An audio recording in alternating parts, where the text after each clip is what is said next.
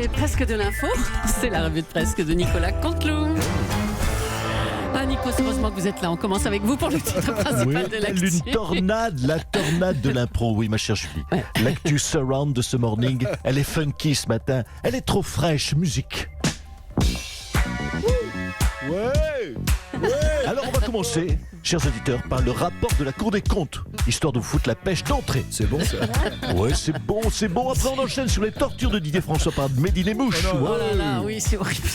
Et puis pour bien vous mettre la banane, on va finir avec les morts de la grippe. Ouais, on accueille la ministre à la Santé Agnès Buzyn. Bonjour Agnès Buzyn. Non, oh, arrêtez. Non. C'est salaud. Ça c'est un petit rhume Agnès Buzyn. Vous allez vous casser votre voix. C'est une trachite. Je risque rien, je suis vacciné. Madame la ministre, miel et citron, Agnès Buzyn, miel et citron, ça marche avec tout. Rhume, angine, grippe, paludisme, col du fémur, hépatite, crise cardiaque, rupture d'anévrisme, ça marche avec tout, Agnès Buzyn. Croyez-moi, je viens de pays où on a tout inventé. Allez, à vous, Julie. Non, allez, stop. Je crois que je vais sauver la vie. Il est Allez, terrible, merci terrible. Nikos. Miel et citron. Arrête. Non, allez, stop, s'il vous plaît. Non, Nikos. C'est horrible. Allez, autre chose. Le mariage entre Alstom. Le buzzer. Allez, à vous, Julie. Pardon. Le mariage entre Alstom et Siemens n'aura pas lieu. Cette alliance a été retoquée par Bruxelles. Elle devait permettre de créer un géant. J'en étais sûre. Ça va être le running gag. Alliance retoquée par Bruxelles. Elle devait permettre de créer un géant franco-allemand du rail. Monsieur Régis, vous êtes notre consultant SNCF. Bonjour Oui, à vous. bonjour. Bonjour à tout le wagon. Bonjour. C'est normal la passagère qui rampe là.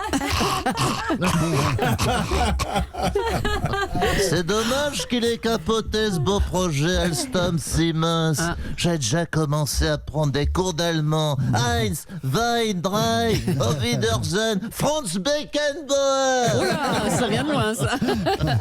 Alors, vous pensez que ça aurait pu déboucher sur un fleuron technologique, créer le train du futur? On s'en fout du train du futur. Non, ça aurait débouché sur la grève du futur. Ah. Mais c'est là qu'on est les meilleurs au monde en grève. Les Allemands sont nuls en grève. Ils touchent pas un caramel. Demandez à Nicolas Barret. Ah tiens, Nicolas, alors. Oui, ça c'est vrai, Julie.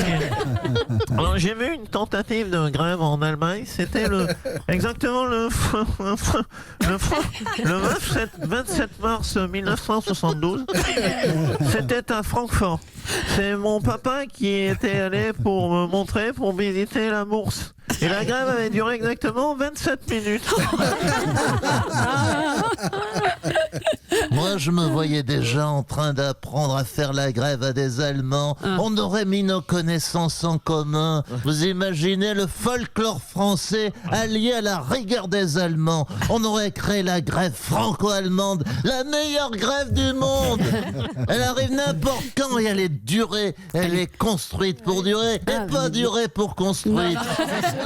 En tout cas, ça fait peur, hein, dites donc, Régis. Vous imaginez les qualités de la merguez et de la Francfort réunies dans la même saucisse pour des piquets de grève avec barbecue, all inclusive. Tu m'étonnes que le projet il a fait peur aux Chinois avec leur nem et aux Ricains avec leur burger.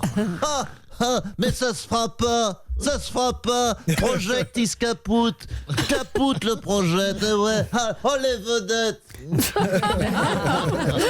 Merci beaucoup, allez, On à va bientôt. penser à la ramasser quand même. Miel et citron, ma Buzyn, ma ministre. Oh là là, c'est pas possible. Allez, on Il lâche continue. rien. Le PS cherche des alliés pour les européennes et le parti s'est donné jusqu'à début mars pour en trouver. On va en parler avec le premier secrétaire du Parti socialiste, Olivier Faure. Bonjour, monsieur Faure. Oui, bonjour Madame Julie. Effectivement, c'est exact. Le Parti socialiste, nous cherchons à nouer des alliances pour les européennes. Je suis en train d'appeler des personnalités qui pourraient éventuellement nous aider. D'accord. D'ailleurs, je fais en direct devant vous, je n'ai rien à cacher. Vous permettez ? Allez-y, allez-y. Alors, attention, c'est parti. Allô ? Oui. Oui, bonjour, Ségolène Royal à l'appareil. Oui, vous appréciez la petite musique d'attente, hein? Oui, bien. Fuck you, aïe, aïe, aïe, c'est mon message à la gauche. Oui, alors, pardon, je m'égare. Qui est à l'appareil? Oui, Ségolène. Bonjour, Oui. c'est Olivier Faure, Oh, du Parti socialiste. Olivier, mais dis donc, t'as encore mon numéro, toi? Mais je t'ai déjà dit que ça ne m'intéressait pas. Hein, c'est fou, ça, tous les jours j'en ai un. Alors, un type qui essaye de me vendre des fenêtres, un autre qui me vend une cuisine, maintenant tu veux me vendre ta liste aux européennes. Je t'ai déjà dit que ta liste de losers, je n'en veux pas. C'est sans moi. Hein, j'ai pas aller prendre une branlée parce que t'as pas envie d'y aller tout seul. Hein, allez, ciao. Eh ben, dites donc, c'est pas un franc succès, ça, hein, monsieur Faure. Oui, après, bon, écoutez, il n'y a pas que Ségolène Royal dans la vie. Attendez, vous permettez? Ah, un autre appel, hein, bon, d'accord. C'est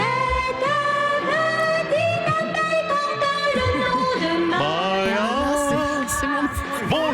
Bonjour, vous êtes bien au standard de la Nono Academy of the Miel.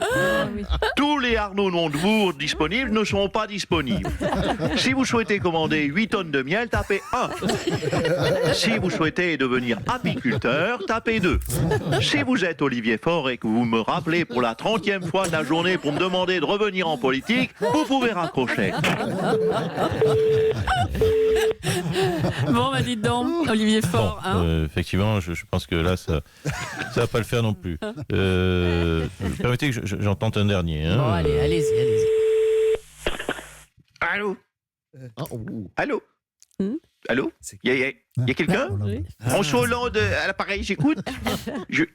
Allô, y a quelqu'un? Allô? Bon, ça doit être une erreur.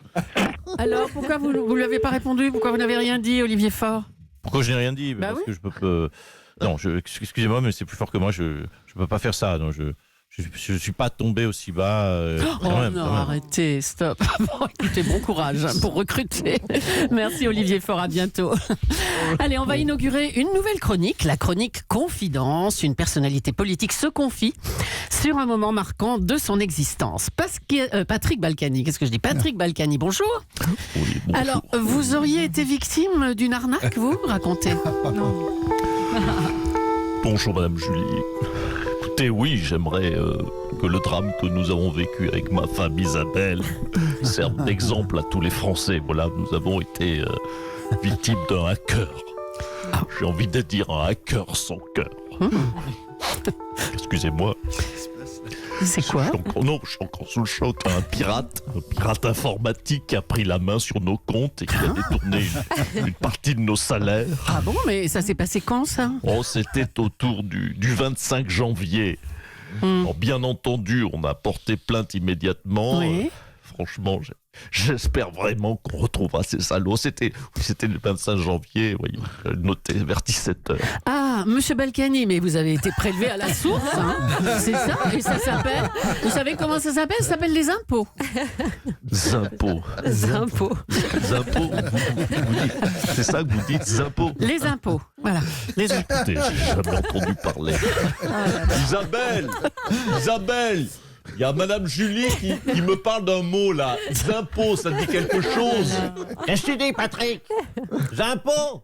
Z'impôts, je connais pas de impôts, moi. C'est quoi ces conneries? Bah attendez, il faut vous renseigner un petit peu quand même, hein, monsieur Balkany. En tout cas, ce que je tenais à dire, c'est vraiment une expérience effroyable. On s'est senti comme violé avec mon épouse. Je ne le souhaite vraiment à personne. Mais enfin, la majorité des Français la vivent, cette expérience. Et puis ça va recommencer le mois prochain pour nous et pour vous.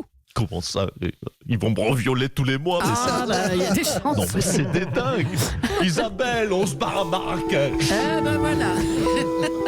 À bientôt les Balkany. Bah justement, on va rester dans le domaine financier. Cette semaine, à Paris, a été réalisée une transaction record. Un appartement a été vendu 39 millions d'euros dans le 7e arrondissement. Bonjour Anne Hidalgo. Oui, bonjour à tous, bonjour à tous les Parisiens et bien sûr toutes les Parisiennes. Bonjour. Écoutez, 39 millions millions d'euros. Ouais. Oui, bon, bah écoutez, ça reste un très bon prix. 39 millions d'euros dans le centre de Paris. Ouais, vertigineux, ouais. Oui, mais écoutez, ça va faire quoi, un petit 25-30 mètres carrés à vue de nez. Oui, 39 millions d'euros. Écoutez, on est à la moyenne du marché. Hein. Enfin, vous plaisantez, mais c'est drôlement cher. Cher. Bah, non, enfin, mais écoutez, non, mais écoutez, pour Paris, c'est une belle affaire. Paris, je vous le rappelle, est une ville de luxe. Alors, si, écoutez, franchement, si on compare à Saint-Étienne, oui, c'est cher, mais pour Paris, regarde, non, mais c'est une ville de luxe. Si on aime les rongeurs, on peut en voir des millions à Paris. Oh non, et gratuitement. non. Si on aime Europe 1, on peut écouter à Paris Europe 1 toute la journée dans les embouteillages. Si on aime le sauna, on peut aller dans la ligne 13 du métro, où la température est toujours de 40 degrés. Et avec la sueur des gens, ça fait bain de vapeur. Voilà. Vous voyez, le luxe, ça a un prix. Bah, c'est bien vendu ça. Hein. Merci Anne Hidalgo. Le sauna dans le métro. Ouais, le sauna.